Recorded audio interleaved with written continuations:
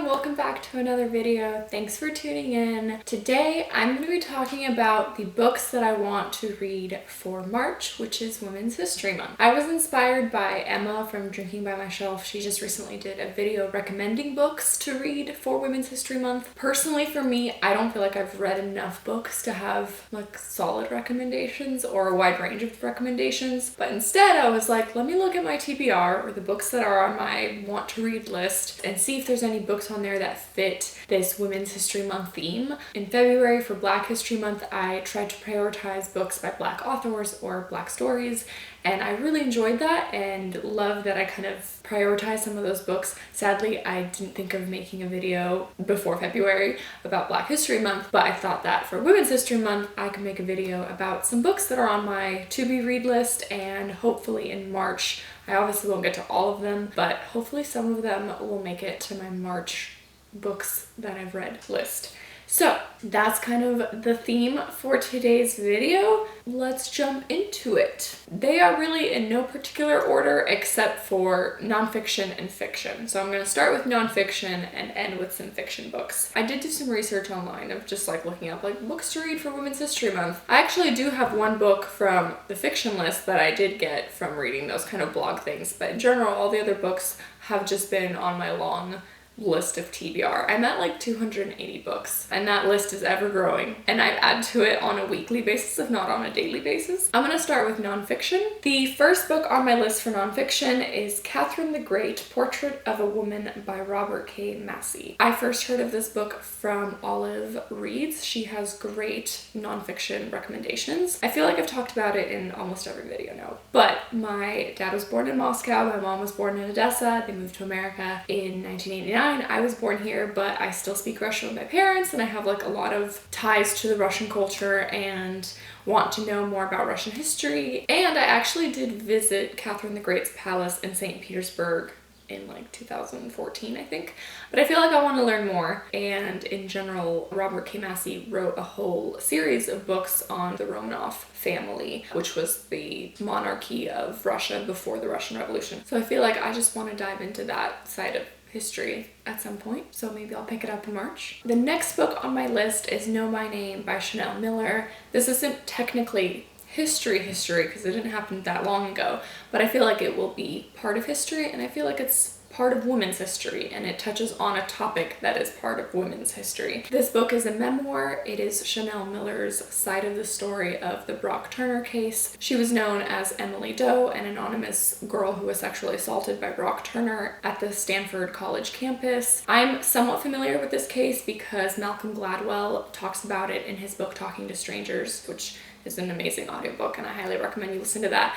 So I'm sort of familiar with the case, but I don't know that many details about it, and I've heard really great things about this book, that it's just totally heartbreaking. It obviously has to deal with sexual assault and the trauma of that, and the case in general was a big pivot point on what consent means. So anyways, I'm very excited to dive into that one, and I also have heard that this is a really, really great audiobook. Next, I have I Am Malala, the story of the girl who stood up for education and was shot by the Taliban. This is also a memoir. I originally heard about this book from Annie McNulty on YouTube. This is Malala's story of how she is a 15-year-old girl and was on a bus to go to school, and the Taliban point blank shot her in the head, and she survived that and stood up for her education, and she is the youngest person to ever receive the Nobel Peace Prize, I believe. Just an incredible woman, an incredible story, and I really want to know more about it. Then I have My Life in France by Julia Child. This was the book that inspired the movie Julie and Julia, which I actually love this movie, and the book Julie and Julie. I think it's a book first. This is Julia Child's memoir of her time in France, and I think Julia Child is an incredible woman and also did a lot for women in the culinary fields, so I just feel like this would be a really fun read. Then I have The Untold Lives of the Women Killed by Jack the Ripper by Hallie Rubenhold. I've seen this book circulating on BookTube. This follows the women that were killed by Jack the Ripper, who was a serial killer in the UK in the late 1800s. I'm intrigued by this story. Next, I have Hidden Figures by Margot Lee Shetterly. This book follows the Black mathematicians that were involved in the NASA space program. I actually have seen the movie, and the movie is incredible. So I kind of already know the story, but I feel like I watched it maybe long enough ago that I don't know all the details. But in general, I know it's an incredible story, and I would love to know more about it. Only 2 books left on my nonfiction list. I have A Woman of No Importance, The Untold Story of the American Spy Who Helped Win World War II by Sonia Purnell. This book is the biography of Virginia Hall, who was apparently one of the best American spies, and I feel like the title is self-explanatory. She helped win World War II, or she was a prominent figure in helping win World War II. I'm very intrigued by this story and her life and what she did as a spy. I love a good spy story. And finally, in the nonfiction category, a book off my own shelves, The Diary of a Young Girl by Anne Frank. I want to read this book. This was on my 12 nonfiction books to read in 2021. I never picked this one up in like high school or anything, and I feel like I need to do that this year. This follows Anne Frank's diary entries, who was a Jewish girl in hiding in Amsterdam. I just know this book is sad and tragic, but I feel like I need to pick it up this year. Moving on to fiction. Obviously most of these are historical fiction, but some are classics and one is like a dystopian. So the first one I mentioned in my last video, I believe, but Lilac Girls by Martha Hall Kelly. I have this book currently on loan from the library, and I feel like March would be a good time to pick it up. I just know that this is a highly praised book, and it follows different perspectives of different women during World War II, and that it is highly inspired by a true story. So I feel like it has all the components of a book that I would enjoy. Another book off my shelves is The Alice Network by Kate Quinn.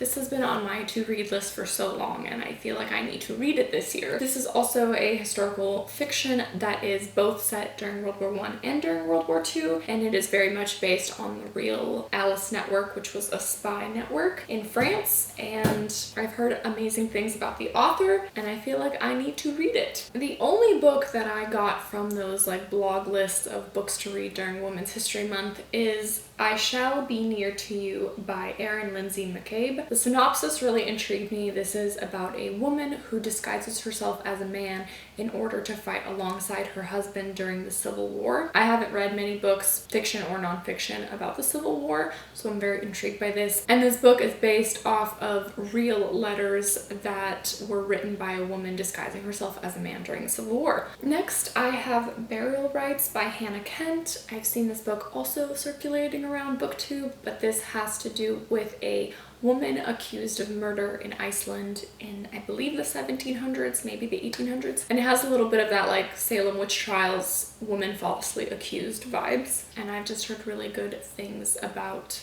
this book. Next, I have The Handmaid's Tale by Margaret Atwood. This was also recommended by Emma from Drinking by My Shelf, who inspired the video. She made a really interesting point about this book, that when people read this book, they think this is a dystopian, far in the future, would never happen kind of thing. But Margaret Atwood, in an interview, I believe said that everything she wrote about in this book actually already happened to women, but just never white privileged women in America. So I think that that's very fascinating. This book follows a far distant future society where women primarily have lost their ability to give birth except for select few, and those that can are corralled and basically enslaved to breed children for the women in higher class, and it has a little bit of like culty religious stuff going on as well. I actually watched the first season of the show on Hulu and I did enjoy it. Obviously it's really tough to watch and there's a lot of like nudity and language and whatnot, but it's just very fascinating and like really intense at the same time, and I wanted to read this book for a while. Definitely interested to pick this one up. All right,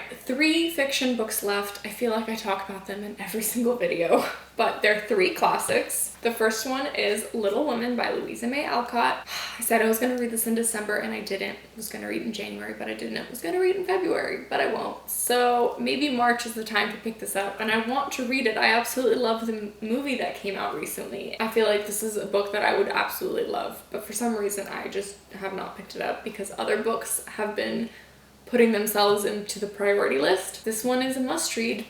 I just need to get to it. The other one that I feel like I won't shut up about in all my videos is Jane Eyre by Charlotte Bronte, another classic that I need to read. When will I get to it this year? I don't know, but maybe in March. And finally, another one, Pride and Prejudice by Jane Austen. This is the ugliest cover ever. I bought this one and Wuthering Heights. This was like a set at Costco at the time that Twilight was really popular, so I feel like whoever designed this was like, ooh, we're gonna get the Twilight fans to pick this one up. I mean, they did, because I was that age when I was reading Twilight and thought, oh, I'll pick this one up too. So just hideous covers, just not cute at all. But this is the Pride and Prejudice version that I own, and I need to read it. I love Pride and Prejudice, the movie with Keira Knightley, and I feel like I need to read this book. So those are all the books that are on my to be read list that hopefully I will pick some of those up in March for Women's History Month. Let me know if you've read any of those and if you think I should read one above the other. Before I end the video though, I have just a few recommendations on books that I actually have read that I feel like kind of fit this topic. I sort of feel like I have imposter syndrome and don't think I should be recommending books yet because I just have not read enough. But these were all really great books that have to do with women's history. The first one is The Radium Girls, The Dark Story of America's Shining Women by Kate Moore. This was a great history biography book about the women who were working in radium dial factories in the 1920s, and these women were basically forced to consume small amounts of radium, and then eventually their bodies were deteriorating, but the whole medical community and these big businesses that they worked for ignored all claims and didn't want to take any blame for the health issues that ensued. It's absolutely tragic. Reading this book just infuriates your soul because you think, how in the world did this happen and how is this okay? But yeah, it's a great book. It's a bit of a slow one for me to get through. It had a lot of dates and people in it, and it was very much just reading like a history book, which is great. I just haven't read too many just general history biographies, but it was a really great one and I would recommend it just to know about what happened because it's crazy. Next, I have Homegoing by Yagyasi. I'm actually currently in the middle of this one and I feel like I've read enough to want to recommend it. This book was written not very long ago, but I feel like it's still a great book that is tied to women's history, particularly Black women enslaved in history. And this is an incredible story following 300 years, several multi-generations. It follows two sisters in Ghana. One was married off to a white British man who was involved in the slave trade, and the other one was sold as a slave, and it follows both of their stories and then their children and their children's stories, etc., leading up to present day. Very incredible, very heartbreaking, really good so far. Another one I'd have to recommend, of course, is Becoming by Michelle Obama. An incredible audiobook, an incredible story, an incredible woman. Just do yourself a favor and listen to the audiobook. It's fantastic. Next, I have Educated by Tara Westover. This is one of my favorite books of 2020. Again, more modern history, not necessarily even history, but it has to do with this amazing story of this woman. This is a memoir, and it has to do with Tara's life of how she grew up in this very like religious, culty, weird community. She wasn't allowed to go to school, but she kind of broke away from her family and severed some family ties in order to get herself an education, and kind of like the enlightenment that she received from that. Didn't want to put this book down. It was an incredible story. And lastly, The Nightingale by Kristen Hanna. If you haven't heard about this book yet, where have you been? Because it's all over everywhere. It's definitely one of my favorite books. It's on my reread list because I read it a while ago and don't remember all the details, but I want to reread it in time for the movie that's coming out in December. This is a World War II historical fiction about two sisters, and it's a great one. Everyone loves it. As far as I know, I think I've only heard good things about it. Those are all the books that I want to read and I would recommend reading. I hope some of those books sound interesting to you and maybe you want to pick them up, or let me know which books you've read that you loved from that list and which ones I should prioritize for March. Thanks so much for watching this video, for tuning in, and I appreciate all the comments and subscribers. This has been a really fun community and fun thing to get into, so I'm excited. But yeah, thanks so much for watching, guys. I'll see you in another video. Bye!